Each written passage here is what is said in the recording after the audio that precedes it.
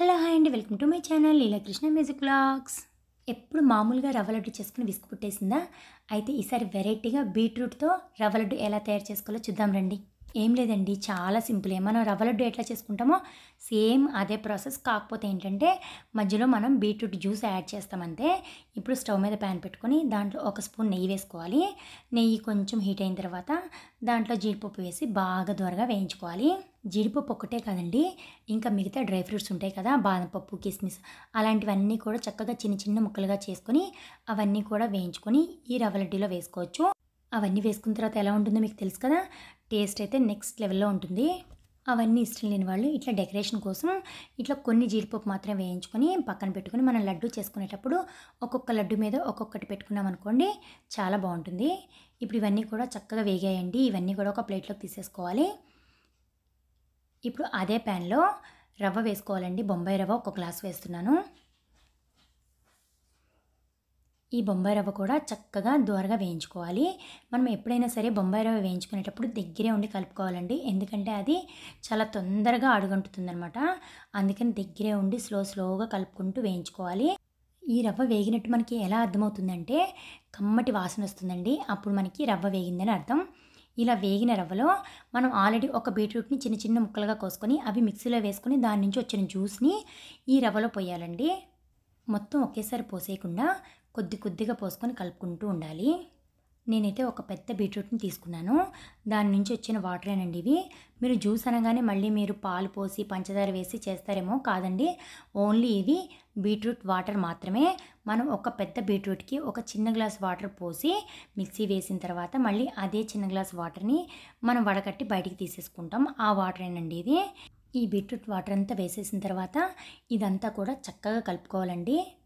ఇది ముద్దగా ఉంది కదండి, ఇదంతా కూడా బాగా కలిసేలా కలుపుకొని పొడి పొడిలా అయ్యేంత వరకు వేయించుకోవాలి. అప్పుడు మనకి బీట్రూట్ అనేది వాసన అనేది రాదు.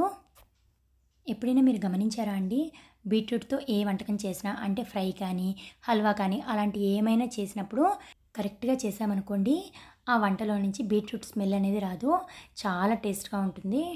ఇప్పుడు ఇలా వేయించుకోవడం వల్ల బీట్రూట్ అనేది స్మెల్ రాదండి. పిల్లలు కూడా చాలా హ్యాపీగా తినేస్తారు.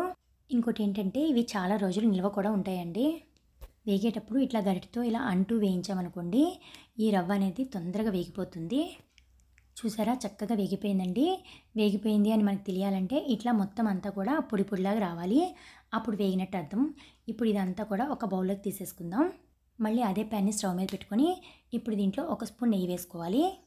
నెయ్యి కొద్దిగా హీట్ అయిన తర్వాత దీంట్లోకి ఒక కప్పు కొబ్బరి తురుము వేసుకోవాలి.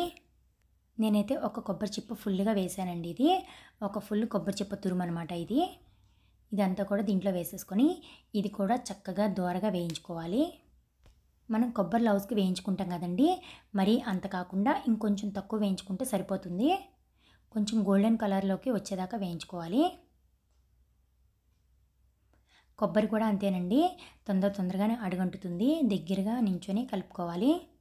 ముందుగా కొబ్బరిలో ఉన్న వాటర్ అంతా కూడా ఎవాపరేట్ అయిపోతాయండి. ఆ తర్వాత కొబ్బరి వేగడం స్టార్ట్ అవుతుంది. చూసారా, దూరగా చక్కగా వేగుతుందండి. ఇంకా 5 నిమిషాలు అయితే సరిపోతుంది. ఇదంతా కూడా బాగా వేగిపోయిందండి. ఇప్పుడు దీన్ని కూడా ఇందాక రవ్వ వేసుకున్నాం కదండి, అదే బౌల్లో వేసేసుకోవాలి. ఒక చిన్న గ్లాసు పాలను కూడా మరిగించుకొని పక్కన పెట్టుకోవాలండి. ఎందుకంటే రవ్వ లడ్డు చుట్టేటప్పుడు మనకి అవసరం పడతాయి. పాలని ఎందుకు మరిగించుకుంటామంటే రవ్వ లడ్డు నిల్వ ఉండడం కోసం అండి. పచ్చిపాలు పోసామనుకోండి, రవ్వ లడ్డులు గట్టిగా వచ్చేయడం లేకపోతే తొందరగా పాడైపోవటం అలాంటివి జరుగుతాయి అన్నమాట. అందుకని పాలని మరిగించుకుని పక్కన పెట్టుకోవాలి.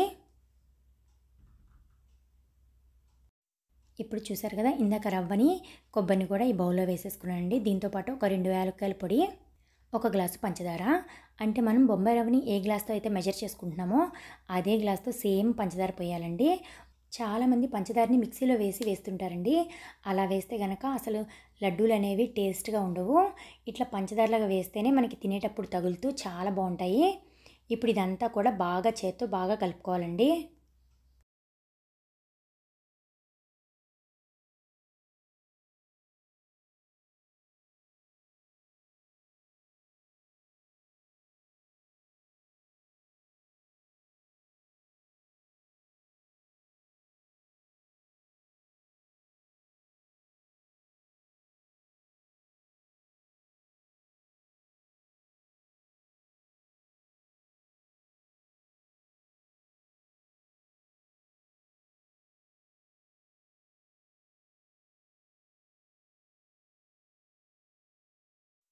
ఇప్పుడు ఇదంతా కూడా బాగా కలుపుకున్న తర్వాత పాలని కొద్ది కొద్దిగా పోసుకుంటూ లడ్డూగా చుట్టుకోవాలి.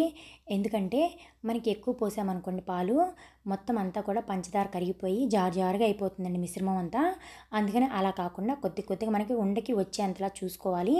చూసుకొని దాన్ని బట్టి పాలు పోసుకోవాలి.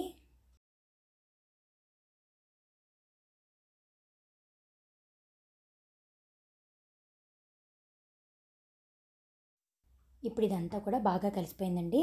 ఇప్పుడు రవ్వ లడ్డులు చేసేసుకోవడమే.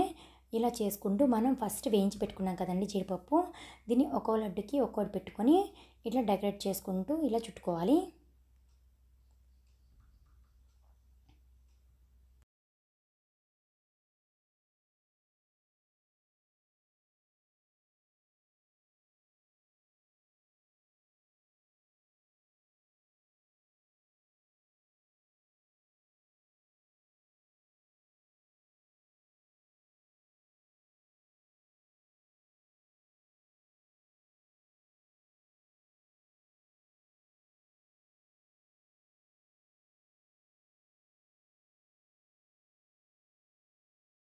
చాలామంది ఒక గ్లాసు రవ్వకి అర గ్లాసు కొబ్బరి తురుము వేసుకుంటారండి.